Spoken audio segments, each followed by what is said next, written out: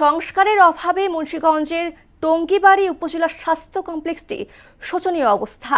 ভবনের বিভিন্ন স্থানে ফাটল সহ খসে পড়ছে পলেস্তারা এবং সুরকি। ফলে ঝুঁকিপূর্ণ এমন ভবনে নিরাপত্তাহীনতায় ভুগছে হাসপাতালের সংশ্লিষ্টরা সহ সেবা নিতে আসা রোগী ও স্বজনরা। দ্রুত সংস্কারের আশ্বাস কর্তৃপক্ষের। মোহাম্মদ সুজনের প্রতিবেদন জানাচ্ছেন সিফাত রহমান জেসি।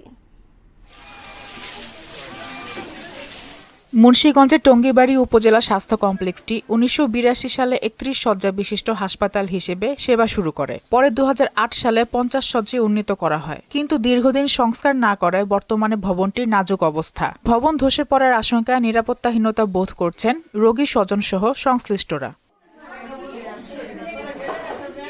দেয়াল, সিলিং ও করিডোরের বিভিন্ন স্থানে দেখা দিয়েছে ফাটল। সম্প্রতি ভূমিকম্পে আতঙ্ক বেড়েছে কয়েক গুণ। হাসপাতালের যে অবস্থা, ওই যে ইন্দা ফাইটটা পড়তেছে, অন্ত রোগীর মাথা যদি পড়ে তো আবার আর একটা ঝুঁক নিবে, আনলাম ভালো করতে হয়ে যাবে আরো খারাপ। কর্তৃপক্ষের এটা পরিদর্শন করে অতি তাড়াতাড়ি দ্রুত কার্যক্রম চালু করা, যাতে কোনো রোগীদের কোনো ক্ষয়ক্ষতি না হয়। 5.7 মাত্রা ভূমিকম্প হয়েছে, ঠিক আছে।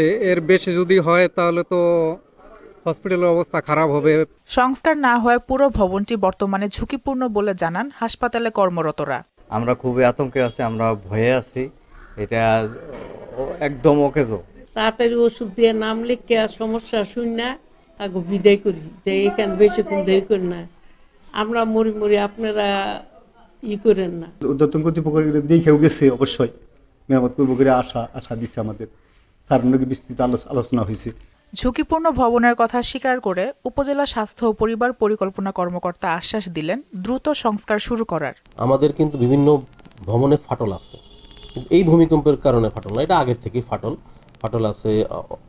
আস্তরণ ধসে পড়েছে, প্লাস কিছুদিন আগে ফ্যামিলি প্ল্যানিং এর একটা অংশ ছাদ থেকে আস্তরণ ধসে পড়েছে। এই বিষয়ে আসলে যদি আশু পদক্ষেপ না হয়, বড় ধরনের ভূমিকম্প হলে আমরা নিজেরা যেমন ক্ষতির সম্মুখীন হব, আমার রোগীরাও ক্ষতির সম্মুখীন হবে। টঙ্গীবাড়ি উপজেলার প্রায় ২.৫ লাখ মানুষের চিকিৎসায় একমাত্র ভরসা ৫০ শয্যা বিশিষ্ট এই হাসপাতালটি। সিফাত রহমান জেসি, মোহনা সংবাদ।